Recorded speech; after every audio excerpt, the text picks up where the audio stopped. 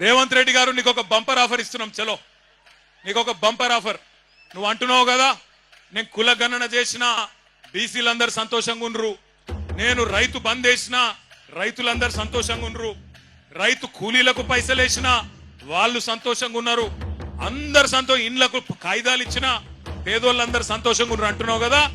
దమ్ముంటే రేవంత్ రెడ్డి కొడంగల్ ఎమ్మెల్యే పదవికి రాజీనామా చేసి మళ్ళీ ఇక్కడికి రా, ఎవరు గెలుస్తారో చూద్దాం.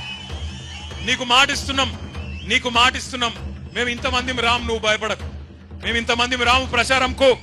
మా పట్నం నరేందర్ రెడ్డి నామినేషన్ వేసి ఇంట్లో కూర్చుంటాడు, బయటికి కూడా రాడు. మేము జిల్లా నాయకులం కొంతమందిని తిరుగుతాం. గెలుసుడు కాదు నేను చెప్పేది. 50,000కు ఒక్క ఓటు తక్కువ వచ్చినా నేను రాజకీయ సన్యాసం చేసి మళ్ళా రాజకీయంలో కూడా ఉండా. ఇది వాస్తవం. ఈరోజు కొడంగలే కాదు రాష్ట్రం మొత్తంలో వాస్తవం ముఖ చిత్రం ఇది.